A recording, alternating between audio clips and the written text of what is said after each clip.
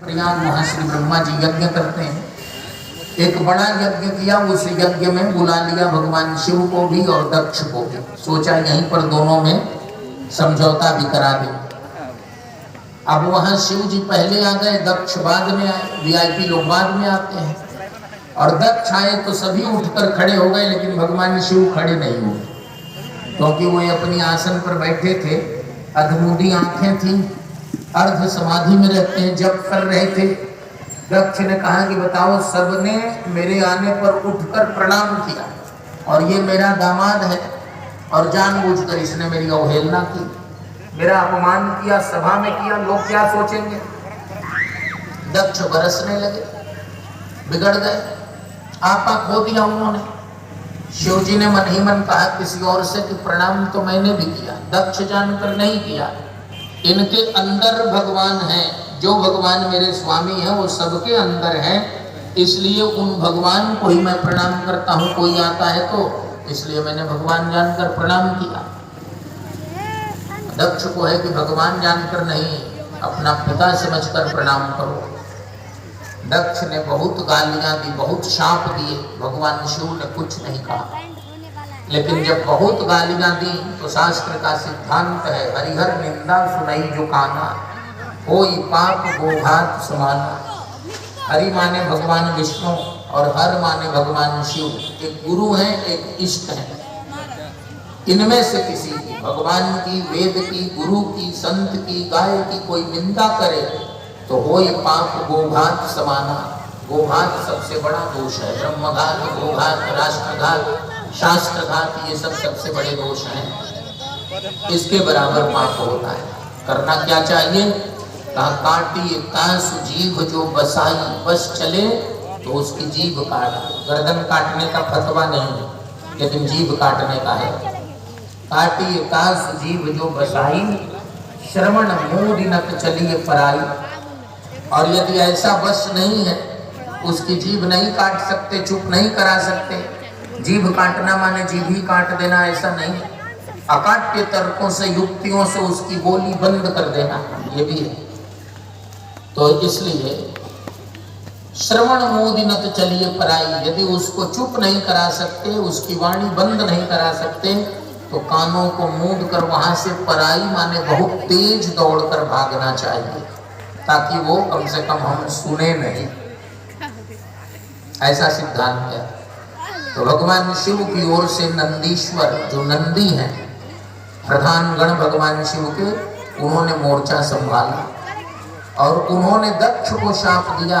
दक्ष के ब्याज से ब्राह्मणों को शाप दिया। तब भगवान शिव ने फिर हस्तक्षेप किया।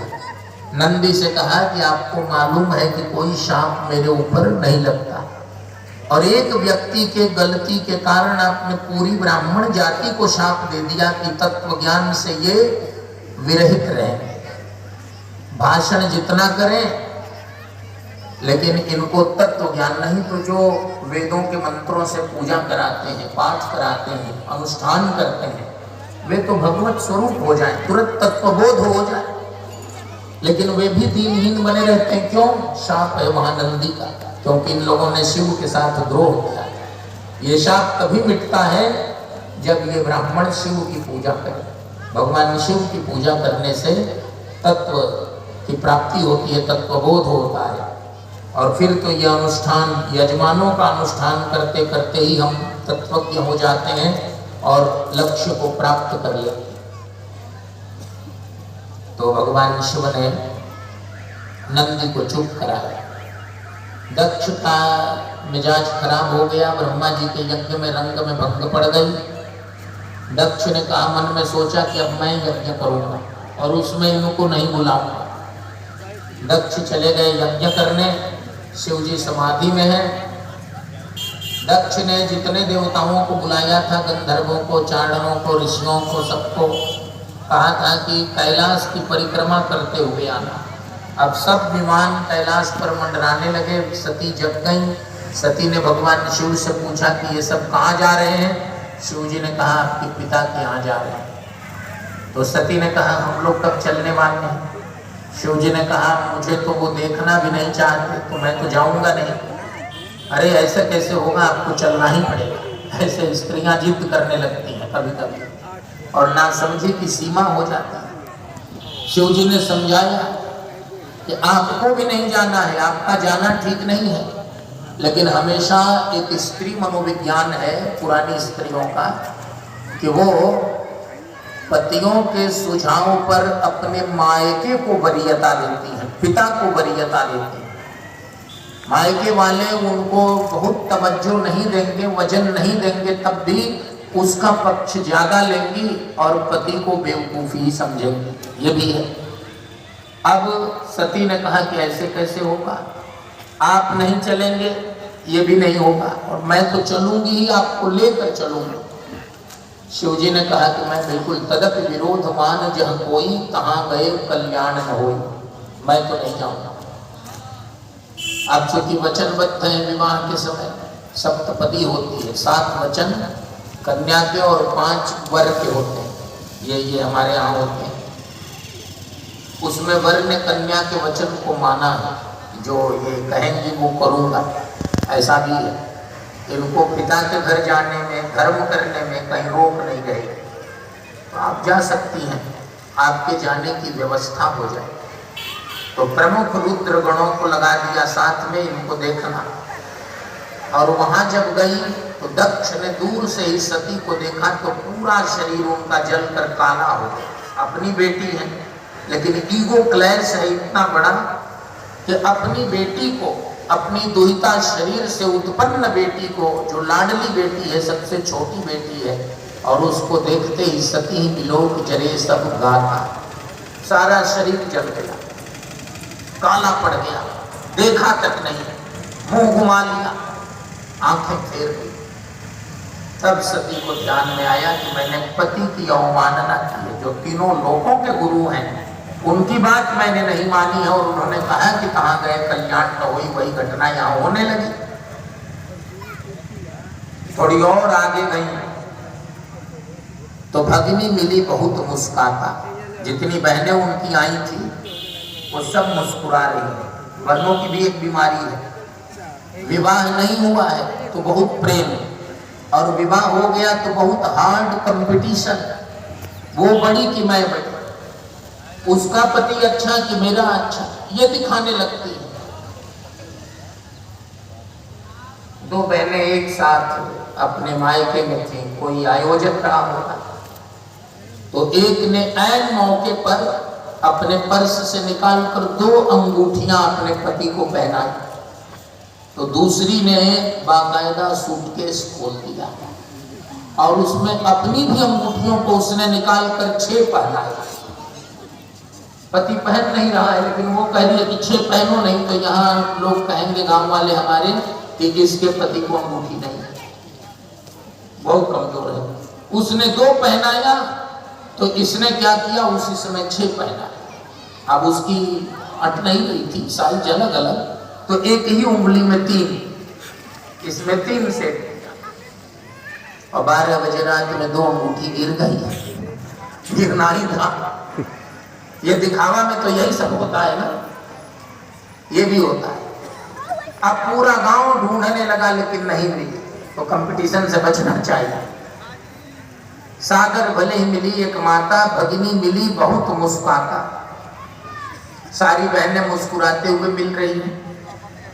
तब सती ने कहा कि यहाँ आकर और गड़बड़ हुआ, मैं आई थी प्रेम से कि अपने बहनों से मैं मिलूंगी, लेकिन ये मुझसे मिलकर कह रही है कि इनके यहाँ तो काम बड़ा आसानी से चल जाता है, न साबुन की जरूरत है, न तेल की, जटाएं हैं और चिता का भस्म है। सब व्यंग कर रही है, ऊट पटांग बोल रही है, भगवान शिव को एक प्रकार से अपमानित कर रही है। यही है ना, माँ मिली तो बहुत प्रेम से मिली, सागर भले ही मिली एक माता, माँ का हृदय कुछ और है, इसी से माता को ही श्रेष्ठ माना जाता है। लेकिन सती ने कहा कि नहीं, अब बहुत हो गया, और माँ के लिए अब मैं जीवित नहीं रहूं, थोड़ा सा और देखते। जाकर यज्ञशाला का निरीक्षण किया, कतहु न दीख शंभु कर भागा, भगवान शिव का कहीं उसमें भाग नहीं था। यज्ञ का जो उत्तर भाग है और यज्ञ के बाद जो उत्तर माने यज्ञ के बाद की जो संपत्ति है वो रुद्र का अंश है। ये बाकायदा व्यवस्था है, पहले से भागवत के 9वें स्कंद में 2 बार ये बात बताई गई है। और इन्होंने क्या किया, यहाँ भी चतुर्थ स्कंद में भी भगवान रुद्र को दिया गया है उस समय, और इन्होंने भगवान रुद्र का भाग ही नहीं दिया है। जिस यज्ञ में शिव नहीं है वहां अशिव माने अकल्याण उपद्रव होगा ही होगा। जब भगवान शिव का भाग नहीं दिखाई दिया तो जगदम्बा सती ने पहले सभी सभासदों को जो दक्ष की हाँ में हाँ मिला रहे थे, जहां गलती हो चाहे वो जितना प्रभावशाली व्यक्ति हो, दृढ़ता पूर्वक अपनी बात रखनी चाहिए, नहीं तो दोषी हम हो जाते। वो भले अपने मन की करे लेकिन दृढ़ता पूर्वक अपनी बात रखें और उसके सामने झुके नहीं, हाँ में हाँ मत मिलाए, नहीं तो पाप के भागी हो जाए। तो सभी सभासदों को उन्होंने फटकार लगाया कि आप लोगों ने जो ये किया है अब आप लोगों को भी फल मिलेगा। विशेषकर आचार्य को, ब्राह्मण को, ऋत्विज को, उनका काम है कि वे शास्त्र सम्मत यज्ञ कराएं। ये नहीं कि यजमान प्रभावशाली है और जिस प्रकार की बात और दक्षिणा दे रहा है उस आधार पर हम जो कहे वही करा दें, तो लेने के देने हो जाते हैं। इस यज्ञ के आचार्य भृगु जी हैं, उनकी दाढ़ियां नोच ली वीरभद्र ने बात, आज तक पूरी दाढ़ी नहीं आई, साधु की संपत्ति खत्म हो गई। हमारे ब्राह्मण जो है, बुरा न मानो होली है, दब जाते हैं, यजमान ऐसा कह रहा है, सबका मत ऐसा है, लेकिन आप उसके कहने में चलने वाले नहीं हैं। इससे बढ़िया है कि ये छोड़ दीजिए। यदि आप कर सके, उसका शासन कर सके, तब गुरु और पुरोहित के पद पर रहिए, और नहीं तो छोड़ दीजिए। नहीं तो लोक परलोक दोनों बिगड़ेगा। अब उसका नहीं बिगड़ेगा, कराने वाले का बिगड़ेगा। वो क्या जानता है कि क्या सही है क्या गलत है, और वो जो कहेगा वो आप करेंगे तो फिर शास्त्र कहाँ आए। दक्ष ने कहा कि इस यज्ञ में शिव का भाग नहीं होगा। भृगवादी आचार्य बड़े ऊंचे महर्षि हैं, उन्होंने मान लिया। परिणाम ये हुआ कि उस यज्ञ में इतना भारी उपद्रव हुआ कि दक्ष की अपनी बेटी उसी में जलकर मर गई। यज्ञशाला में बैठकर उन्होंने योगानल उत्पन्न किया, योगाग्नि उत्पन्न किया, और योगाग्नि में अपने शरीर को जला दिया। एक कांड हुआ। दूसरा कांड हुआ कि भगवान शिव के गणों ने यज्ञ को विध्वंस करना शुरू किया। तीसरा कांड हुआ कि भृगु जी ने मंत्र पढ़कर शिव गणों को स्तंभित कर दिया, नियंत्रित कर दिया, समाप्त कर दिया उनके प्रभाव को। और इधर ये सब हो रहा है, तब तक देवर्षि नारद ने जाकर भगवान शिव को कैलाश में बताया कि ऐसी ऐसी घटना घट गई। अब इतना सुनते ही क्रोध का पारावार नहीं। मैं तो नहीं गया था, मुझसे चिढ़ थी ना, उनकी बेटी थी, उसको भी ठीक से नहीं देख सके, इतना घमंड। बस इसके बाद यहाँ से जटा उखाड़ी और लेकर पृथ्वी पर पटक दिया। पृथ्वी पर पांव थे और आकाश को छूने वाला सिर, इतना लंबा चौड़ा पुरुष उत्पन्न हुआ, उनका नाम वीरभद्र है। भगवान शिव ने उनको रुद्र कहा है भागवत में, कहा तुम जाओ, तुम मेरे अंश हो, और जाकर सबको दंड दो। सबको माने केवल यजमान को नहीं, उसमें जो आचार्य हैं, ब्राह्मण हैं, देवता हैं, जो उसमें शामिल है, सबको दो। सकल सुरन विधिवत फल दीना। पहला काम क्या किया? ये सबसे बड़ा उपद्रव आज तक किसी यज्ञ में नहीं हुआ है। यजमान का सिर धड़ से अलग हो गया, दक्ष का सिर ही गायब हो गया, आज तक मिला भी नहीं। उसके बाद उषा नाम के देवता थे, उनके बड़े सुंदर दांत हैं, और जब शिव जी को गालियां दी जा रही थी ब्रह्मा जी के यज्ञ में, तो वो बड़े खिलखिलाकर हंस रहे थे, दांतों को दिखा दिखाकर। वीरभद्र ने उनके 32 दांत उखाड़ कर फेंक दिए। अब जो चेहरा इतना सुंदर था दांतों वाला, और बिना दांत वाला कैसा हो जाता है। उसके बाद भृगु जी की बड़ी घनी दाढ़ी थी, और ऐसे सिर हिला हिला कर उस समय दाढ़ियों पर हाथ फेर कर समर्थन कर रहे थे। वीरभद्र ने भृगु जी की दाढ़ियां फेंकी, सबको दंड मिला। जो जो देवता थे भाग दौड़ होने लगे, लेकिन वीरभद्र से बचकर जाना अब किसी के वश का नहीं था, क्योंकि वो चारों ओर व्याप्त हो गए पृथ्वी से आकाश तक। तो देवता भागे ब्रह्मा जी की शरण में, और ब्रह्मा जी ने सबको लेकर भागे भागे कैलाश में भगवान शिव के पास ले जाकर सबसे स्तुति कराई। जब देवताओं ने स्तुति की तो भगवान शिव बड़े जल्दी आशुतोष हैं, शीघ्र प्रसन्न हो जाते हैं। भूल गए कि कुछ हुआ भी था और क्रोध भी मैंने किया है। अब खुश हो गए जब ये सब स्तुति करने लगे, तो आइए आइए क्या बात है। देवताओं ने देखा कि प्रसन्न हो गए तो कहा कि महाराज, एक तो यज्ञ में विक्षेप हुआ है, आपके ससुर थे, उनको जीवित कर दीजिए। यजमान थे, रक्षा सूत्र उनके हाथों में बांधा गया। जब दीक्षा लेते हैं ना यज्ञ की, तो ब्राह्मण जो है आचार्य मंत्र पूर्वक रक्षा सूत्र बांधते हैं। ये यजमान की रक्षा के लिए मंत्र का प्रभाव खत्म हो जाएगा, इसलिए उनको जिला दीजिए, जीवित कीजिए। शिव जी ने कहा कि जल्दी से कोई सिर लाओ। लोगों ने सोचा कि उनका ओरिजिनल सिर ही लाकर दे दिया जाए, लेकिन वीरभद्र ने कहाँ फेंका था आज तक नहीं मिला। शिव जी ने कहा भाई जल्दी लाओ, तो एकाध देवताओं ने कहा कि जल्दी मांग रहे तो जल्दी ही दो, नहीं तो फिर कहीं समाधि लग जाएगी या क्रोध कहीं आ गया तो लेने के देने पड़ेंगे। अभी हम इनका सिर ढूंढ रहे हैं, कल हमारा सिर ढूंढा जाने लगेगा। तो बगल में एक बकरे का सिर मिल गया, बकरे का सिर जोड़ दिया।